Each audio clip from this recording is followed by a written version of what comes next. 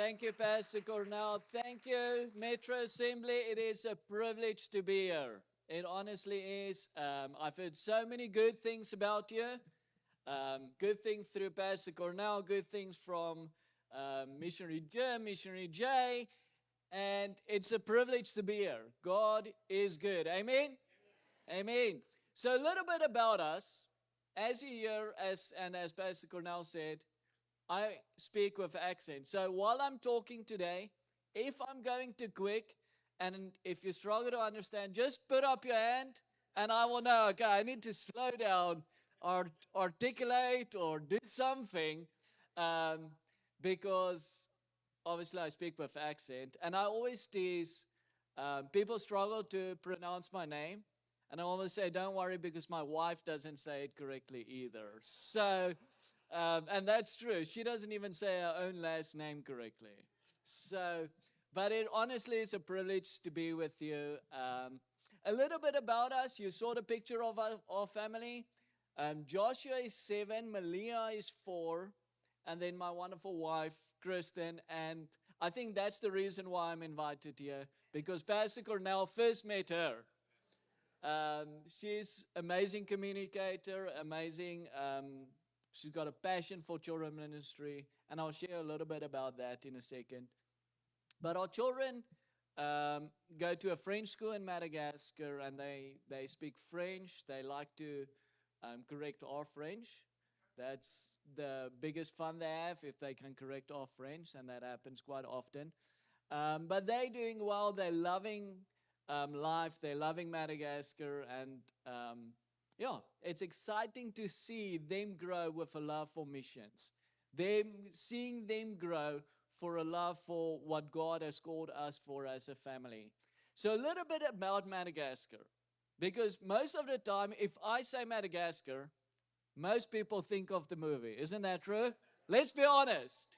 Most people think of the movie and like to move it. And I'm not going to sing today, don't worry. But it is not like the movie at all.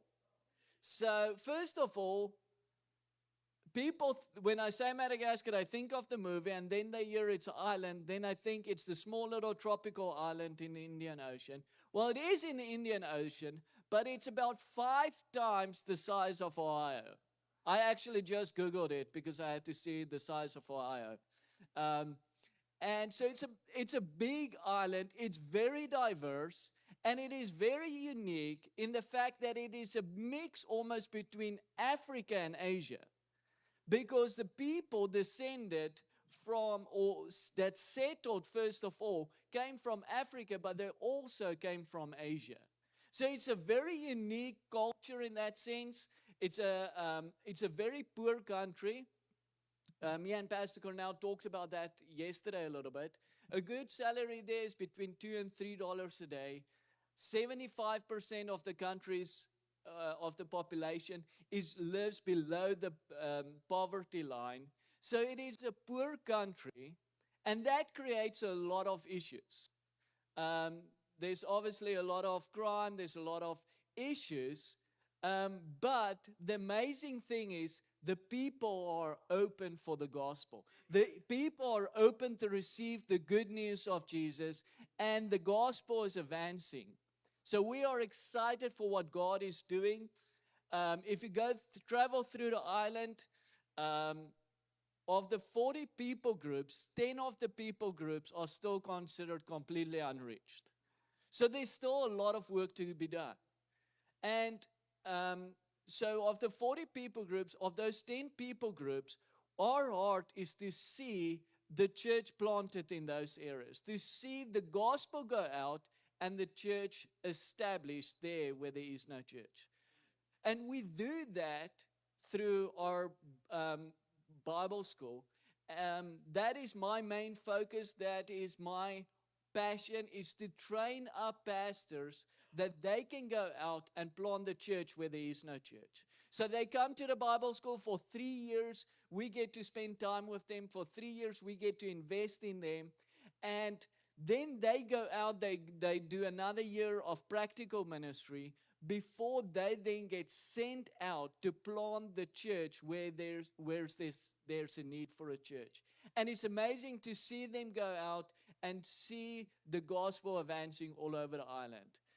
This past June, we had the privilege at our Bible school to graduate 33 students that are busy now with the practical, that eventually will go out. And I'm excited to see the church planted there where there is no church. Because we know that the best way to reach those areas is for the national church and for the church to reach their own people, for the Malagasi's to reach their own. And it's exciting to see that happening. Then as you saw in the video, is we also involved in construction. Because once these churches get planted, many of them, they might receive a little piece of land where they can have church, but there is no church building. They have nowhere where they can hold church. And that's where we partner alongside them, where we provide them with a church structure. And it's normally a metal structure with a metal roof, with the idea is that they do the floor and the walls. And the reason for that is, a lot of people ask us, but why are we not giving them the whole church? And the reason for that is that they take ownership of that. Otherwise, if we pay for everything, they say, well, that's the missionaries' church. Like, they paid for it, it's theirs. But if they put some hand in the game, if they provide the floor and do the walls, they take ownership of that, and it becomes their church. And the great thing is, they do that creatively. Sometimes they bake their own bricks. Sometimes they temporarily first close it with like bamboo until they have the finances to bake bricks and close it in. And it's amazing to see as these pastors receive buildings, it gives them so many times credibility in the community, and the church grows exponentially. So we are excited for what God is also doing through that ministry. And then my wife, her passion is children ministry. She has a heart for children ministry. Before, let me backtrack a little bit, because a lot of people ask us how we met. And because I'm South Africa, she's from Texas, we're missionaries to Madagascar. So we actually met in Madagascar. So she came on a mission trip, and I was already a missionary, and we met, and initially I thought she was 16. Initially I thought she was 16, and just to clarify, I waited to find out she's 26 before I asked the number. So I found out she's 26, and I thought, okay. So we started talking a long distance, and eventually she came for 5 months to really see if missions is what God has called her for. And during that 5 months, she fell in love with Madagascar and also with me. So, amen. So if there's any singles here, I encourage mission trips. No, I'm joking. But when we met, she was a children pastor at a church in Texas. So she has a passion for children ministry. So in Madagascar, her passion is to see the national church have that same passion and that same love for children ministry. Because so many areas of the country, especially out of the cities, children ministry is still seen. It's a place where you just keep the children busy. But we know that God has a purpose for them. We know that God wants to reach the next generation. And that they're not the future of the church, they are the church. And her passion is to ignite that in the national church and with the Malagasi's. So right before in May, she had an all-country training where she brought in children ministry leaders from all over the country. She brought them in, and she did 3 or 4 days of training, and where it was a time where she could invest in them. She got other leaders to invest in them and to equip them and to give them a passion to reach the younger generation. So we are excited for what God is doing. we're excited for um, the breakthroughs God is bringing. So, and if you watch the news at the moment, you guys can be praying for Madagascar. Madagascar is going through a little bit of a turbulent time.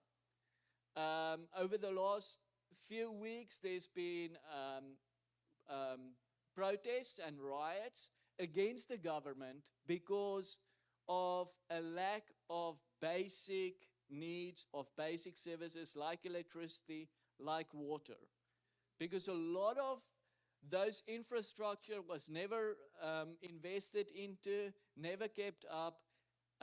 Right before we came back, and apparently it got worse since then, we had some days more not power than we had power. And the same thing with water. Our taps ran dry, so much so that where we rent our house, they had to drill a well that we can get water. So the basic infrastructure is not there. So the young people were tired of that. The young people said enough is enough, and they started protesting. Unfortunately, some of those protests went into looting, went into rioting, and it got violent. So much so that the military stepped in, and as of yesterday, the military actually kind of divided now in two. Some of them started supporting the protesters, and that's fairly new. I just read that last night. So a faction of the military said, we are with these protesters that's calling for the president's resignation. And then some of them are still loyal to the president. So as you can imagine, with the military divided against each other, it has the potential for violence. It has the potential for to get quite dangerous. But we know that we serve a God that can transform any situation, that can take what the enemy means for evil, he can transform it for his good and for his glory. Amen?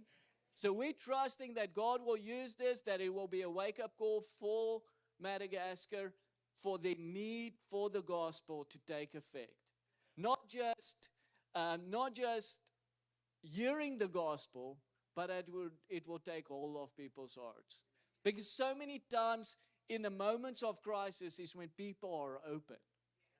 So please be praying, keep that in your prayers, because we are trusting that God will do a breakthrough, that God will bring peace in the country, but that God will turn the situation around for the good and for his glory. Amen?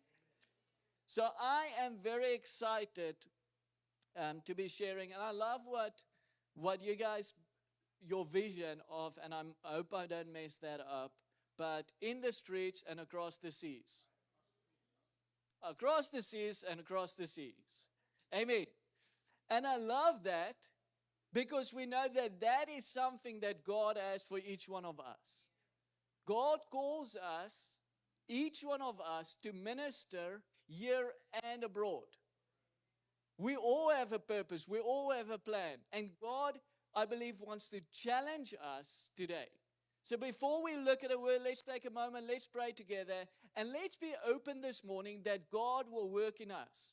That this won't just be a time where we come and we hear some scripture, but that it will be a time of transformation, that it will be a time of challenging, and that each one of us will leave a little bit transformed. Amen? So let's pray.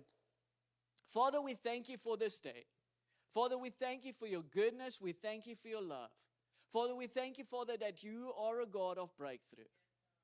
Father, you are a God of transformation. You are a God that wants the best for us. Father, and you know what is the best for us. Father, and sometimes the best for us is to be challenged. Sometimes the best for us is to be convicted. Sometimes the best for us, Father, is to be stretched outside our comfort. And Holy Spirit, today I pray that you will come and work in our lives. Holy Spirit, that you will work in us. The Holy Spirit, that you will make us sensitive. And Holy Spirit, that you will use me as we look at your word. Father, to challenge each one of us. In the name of Jesus Christ we pray. Amen. Amen. So, my sermon for this morning is the unfinished task of missions. The unfinished task of missions. Because the thing is, we know that the work is not yet done. We cannot be complacent. And I love the Old Testament, and I love the story specifically of Ezra and Nehemiah, how God restored the nation of Israel. They lost their way. Israel and Judah, they lost their way, but they repented, and God started this process of restoration. Under Zerubbabel, the first exiles returned to Jerusalem. And that's just giving a little bit of background. And about 50 years later, the temple was slowly being rebuilt. Then under Ezra, about another 50 years later, Ezra came and he started to restore the temple practices, the sacrificial system. And he's put that back in its place. And he encouraged the people to see God again. And Ezra restored the temple practices and the sacrificial system. However, we know that the work was not yet done. God started great things. God started this process of restoration, but the work was not yet done. There was testimonies, but it was not done. Then we see that the people became relaxed. The people saw what God did. They saw some restoration, but the people became relaxed, and the wall was not rebuilt. The wall was still broken, and the problem was this gave the enemy multiple areas of attack because there was no protection. So they were vulnerable to the attacks of the enemies because the walls were broken and the gates were burned. But the thing is, worse than their physical condition was their spiritual condition. God's name was being dishonored among the nations. What God started, they did not finish. They became relaxed. And that's when we pick up the story of Nehemiah. And that's what I want us to look at today. And we're going to look at the first chapter of Nehemiah. So if you have your Bibles, you can look with me there. But in Nehemiah, we see how God spoke to Nehemiah. And we're going to read verse 2 to 4. And it says that Hanani, one of my brothers, came from certain men from Judah, and I asked them concerning the Jews who escaped, who had survived the exile, and concerning Jerusalem. And they said to me, the remnant there in the province who had survived the exile is in great trouble and shame. The wall of Jerusalem is broken down, and its gates are burned by fire. As soon as I heard these words, I sat down and wept, and I mourned for days. And I continued fasting and praying before the God of heaven. So we see here, Nehemiah receives this report. And he hears about what is happening in Jerusalem. And what's his first reaction? He weeps. He was broken for what was happening. He was weeping because he felt the pain. He cried. He was broken for the people. Because you see that the wall was still broken, and he knew the vulnerability that gives them. That the enemy could attack them, that the enemy could destroy them, and they were vulnerable. Even though that the restoration started, Nehemiah realized there was still a lot of work that needed to be done. In the same way today, if we think of missions, and if we think of world missions, there is great testimonies. I could share testimonies upon testimony what God is doing in Madagascar. And that's great. I could share how churches are being planted. I could share of the great work missionary Jane Carey are doing through Salt and Light Church. The great work missionary Jim is doing through the Bible school. And we can share about those things, and those are great. God is working and God is using that. But the thing is, the work is not yet done. We cannot become complacent. Because as we shared earlier, of the 40 people groups, 10 of those people groups are still considered unreached. We cannot be complacent. The job is not yet done. And if we think of world missions, there's amazing testimonies of how the church is expanding globally. But we know the work is not yet done. To give you some figures, and I know figures, we can kind of get lost in figures. Isn't that true? But worldwide, there are still 7,248 people groups that is considered unreached, according to the Joshua Project. That is more than 43% of the world's population. Let that sink in. More than 3 billion people are living in unreached people groups. Almost half of the world, 43%, are considered unreached.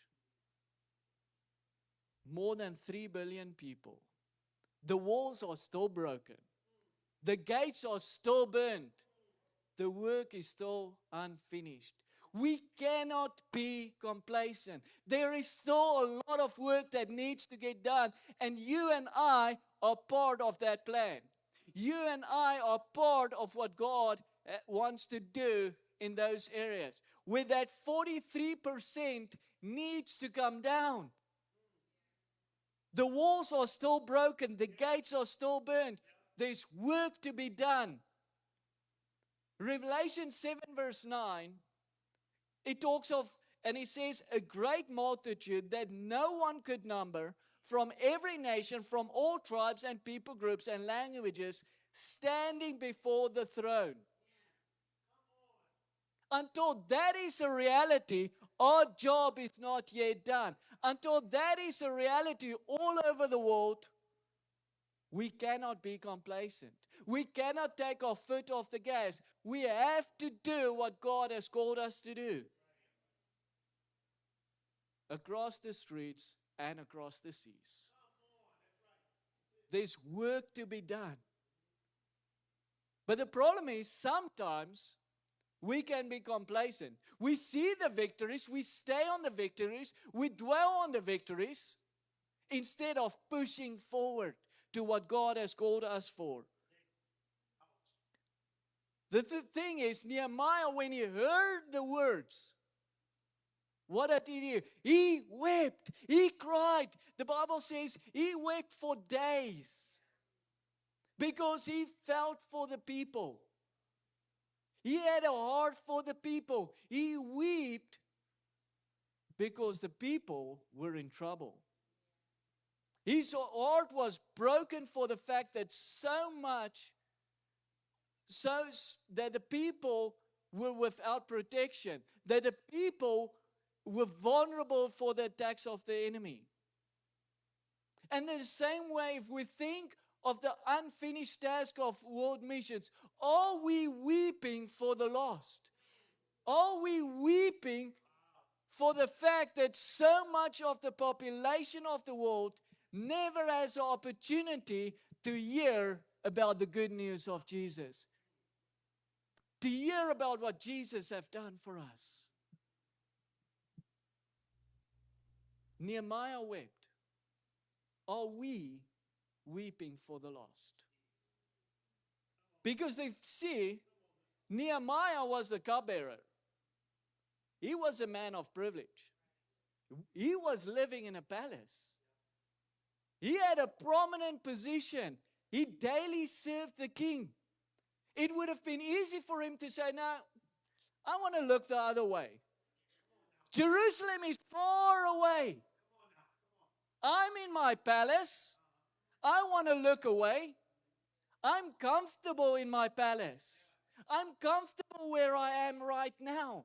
I'm comfortable serving the king right here. I'm comfortable just doing what I'm doing right now. But the thing is, he heard about it, he allowed himself to be moved, and he wept. He was far removed from Jerusalem, but he allowed himself to be moved. Because the thing is, it's easy for us sometimes to hide away, to look the other way. It's easy for us to hear about the need, whether it is in our community, whether it is abroad, wherever it is. It's easy for us to hear about the need, to hear about the broken walls, and then to turn the other way. To say, well, I'm comfortable in my palace. To say, I'm comfortable here where I am now. I'm comfortable just serving what I'm doing right now. When God's calling us to more. When God wants us to be broken as He is broken for the lost. It's easy for us to hide away. Are we willing to weep for the lost? Are we willing to be broken for that what breaks the heart of God? Do we care enough to weep? Do we care enough to be broken?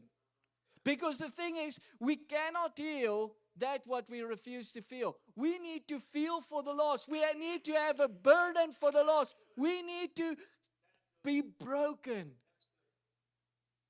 That what breaks God's heart. Are we willing to hurt for the lost?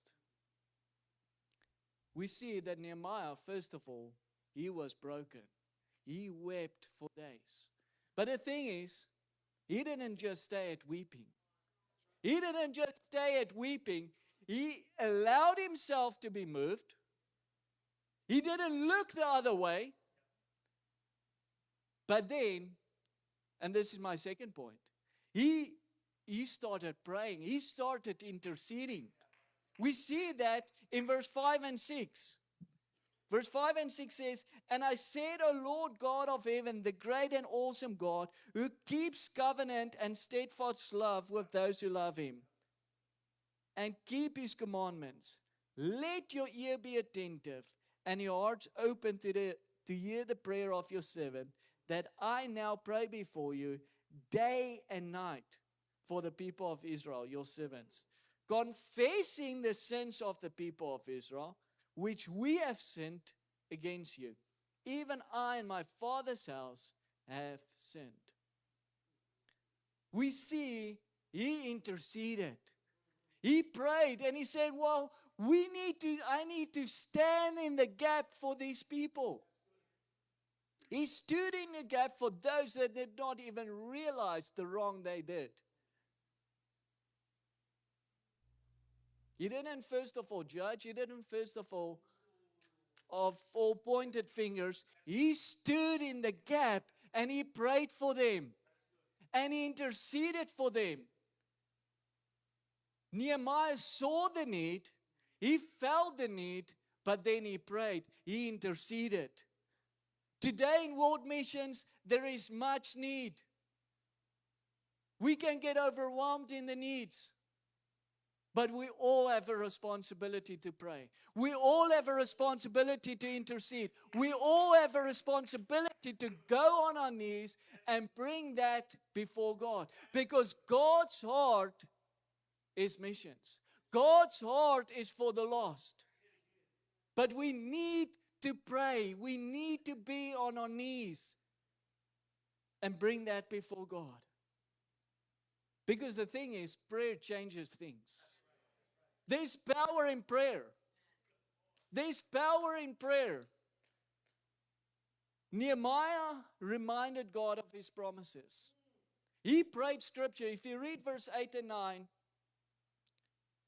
I don't think I've got it on a screen, but he says, "Remember the word that you commanded your servant Moses, saying, If you are unfaithful, I will scatter you among the people. But if you return to me and keep my commandments and do them, though you are outcasts, I will gather you and bring you in.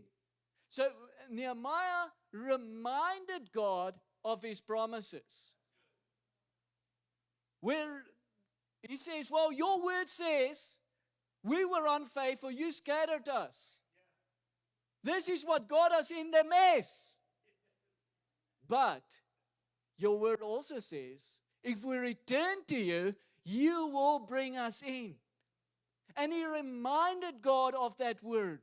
He reminded God of what he promised him. And he prayed him, he interceded that. In the same way, God through his word gave us so many promises for the nations. Where he says in his word he has a heart that no one should perish. That is the heart of God. Are we praying the word? Because our prayers carries power. Our prayers changes things. I love what James says. I love what James says. James 5 verse 16 to 18. He says, the prayer of a righteous person is powerful and effective. Now we can stop there. That preaches by itself. But then James go on. And he says, well, Elijah was a human being. He was no one special. He was just a human being. As you and I were. He prayed earnestly that it would not rain, and it did not rain. Again he prayed, and the heavens gave rain. And that's just one of the miracles God did through Elijah. There's many more. But James says Elijah was a normal person. Yes, he was a righteous person. As the verse says, the prayer of a righteous person is powerful. But we know in the new covenant, we have the righteousness of God through Jesus. We receive the righteousness of God not because of our good deeds, not because of what we do, but because of what Christ did. And because of that, we have the righteousness of God. And according to this verse, that says the prayer of a righteous person, which we are because of Jesus, has great power.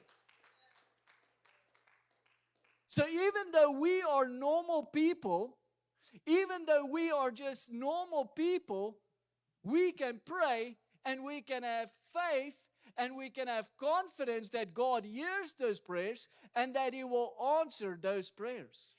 As James says here, Elijah, he was a normal person like you and I. He prayed, God heard him, God answered his prayers. In the same way, we can have confidence when we pray the will of God, that God will hear and that God will answer. And we know God's will is not that any single person will be lost. That not any single person will go to hell. That the gospel is for everyone. Are we praying that? Because if we understand the power there is in prayer and the heart for the lost, if we are broken for the lost and understand the power in prayer, we will spend time on our knees. We will spend time in prayer because we know that carries power and that will transform. Prayer is the seed for breakthrough. But we need to we need to kneel and pray and trust God to do the work. Are we interceding for the lost? Are we praying for the lost? We as missionaries, and I love Pastor Cassandra that prayed for the missionaries this morning and prayed for us. We appreciate your prayers. We need that. Thank you for each and every one of you that pray for missionaries. Your prayer changes things. It changes things here and it changes things overseas. But let's be faithful in that. Let's weep for the lost. But let's pray for the lost. Let's intercede for the lost. And let's trust God for the breakthrough. And that's what we see Nehemiah did. He was broken for the lost, but then it says he prayed night and day. He continually prayed. He interceded for the lost. And God heard him. God answered. And that's what we see in the next step. Because he was willing to act. He was willing to go. He was willing to say, I'm not just gonna weep. I'm going to pray and then I will go. And that is the third point. As he was praying, God answered his prayer. But sometimes, how many of you know? Sometimes we are the answer for for the prayers that we pray. We are God's answer. When we pray for the lost, well, God says, well, go. What's wrong with you? And we see that with Nehemiah.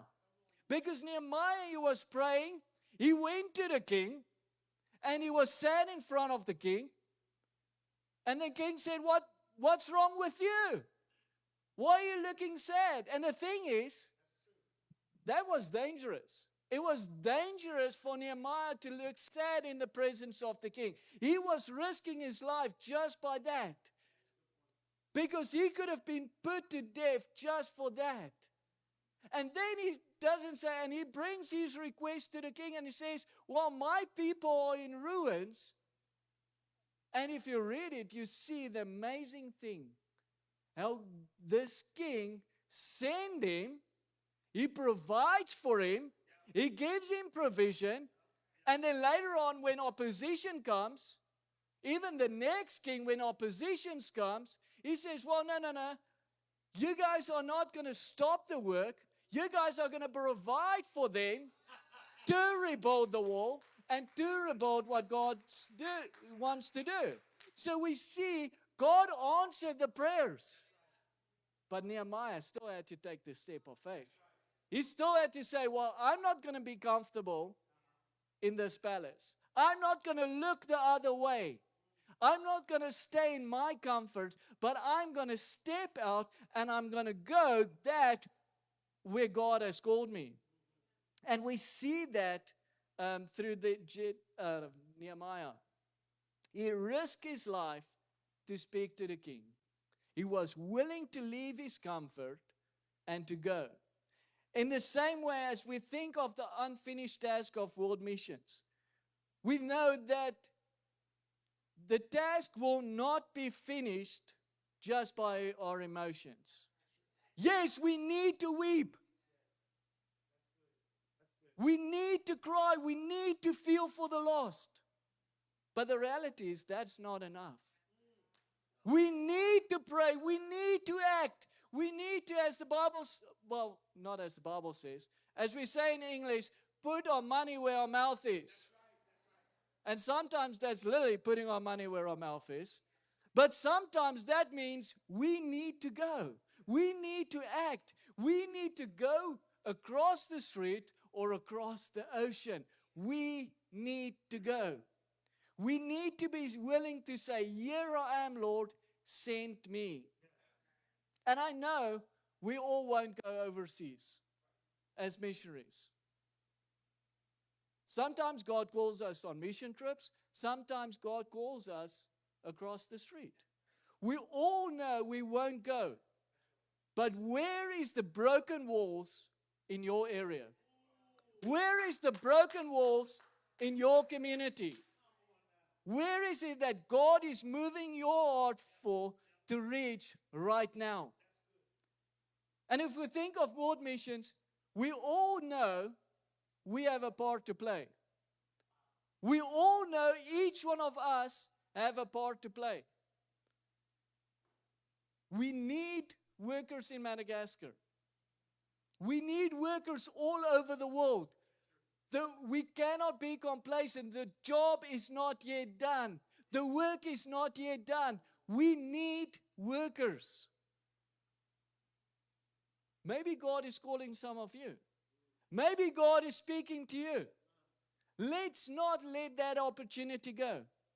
As John 9 verse 4 says, we must work the works of him who sent me while it is day. Night is coming when no one can work. There's an urgency in missions. There's an urgency in reaching our community. There's an urgency in the work of God. We cannot be complacent. There's work to be done. There's work to be done. And maybe you are here today and God is speaking to you. God is showing you maybe areas in your community.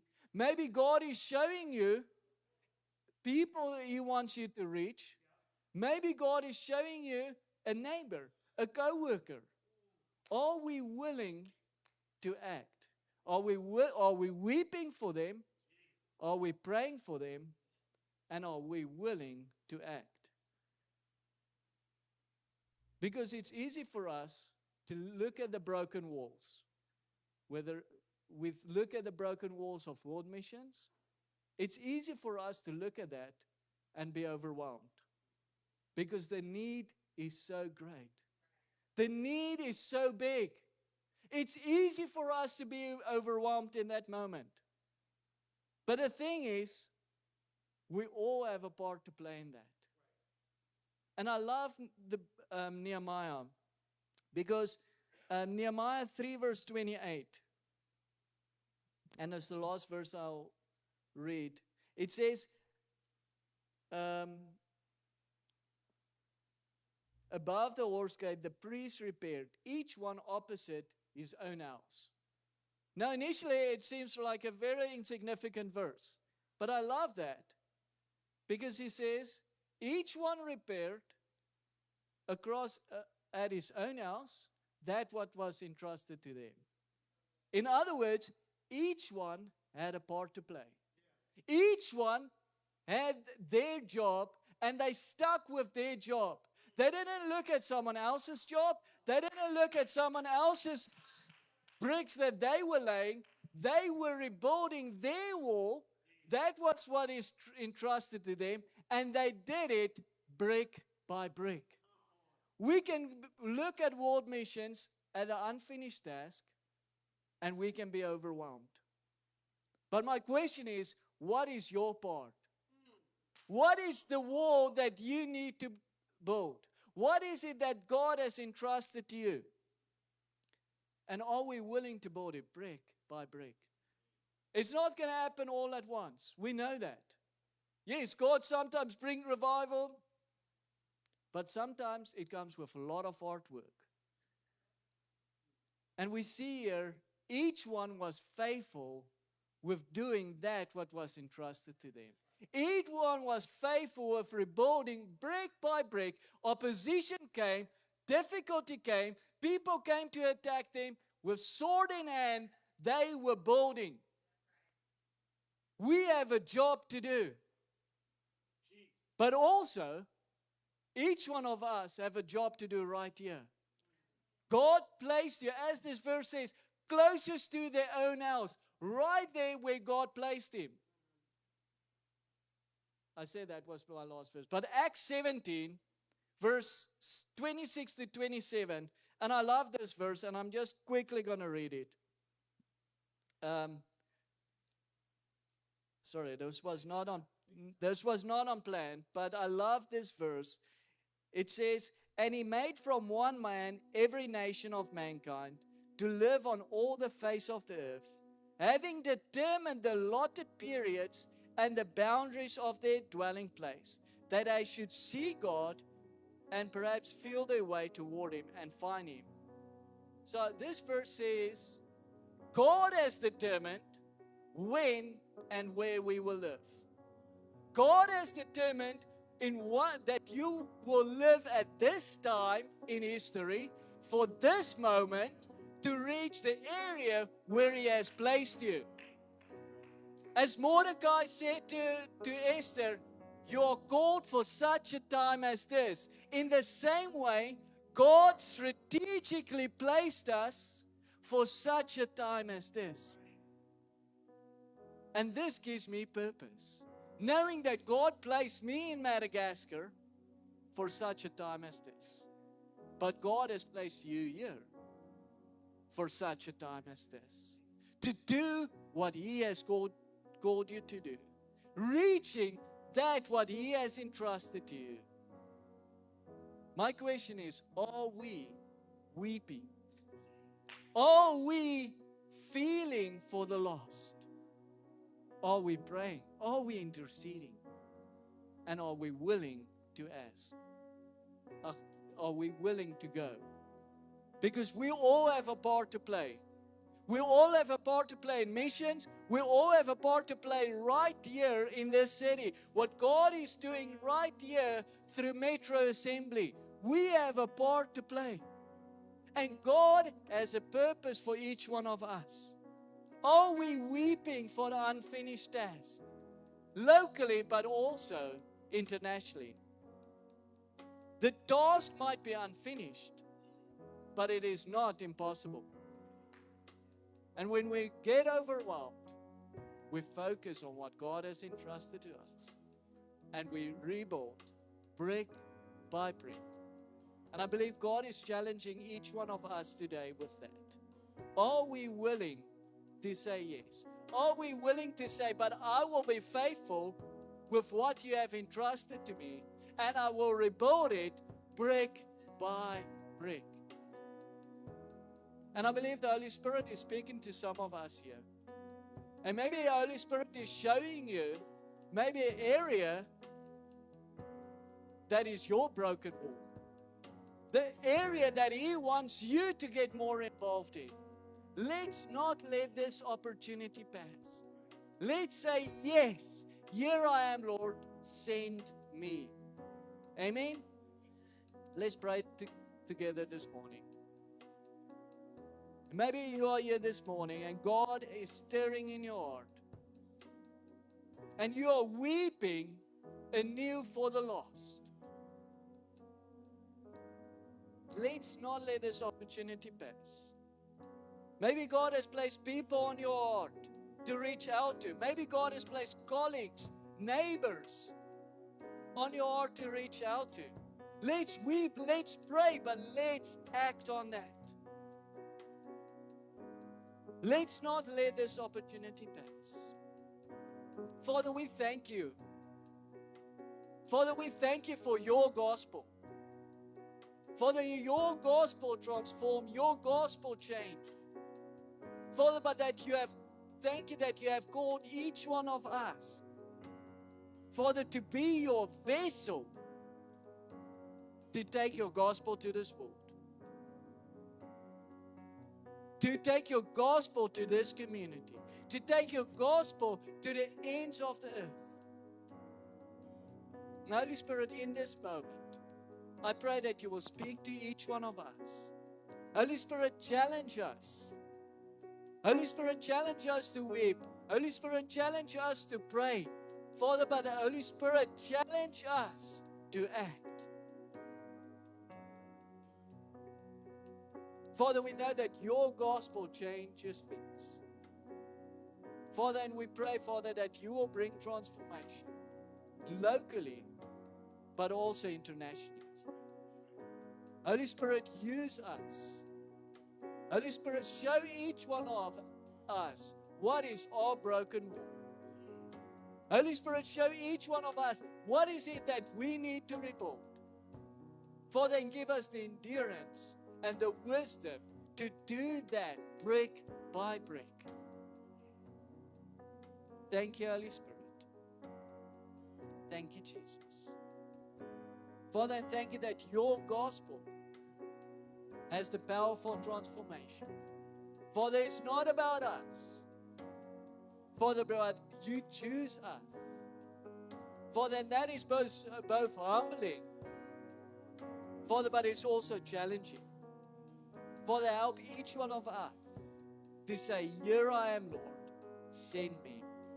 In the name of Jesus Christ we pray.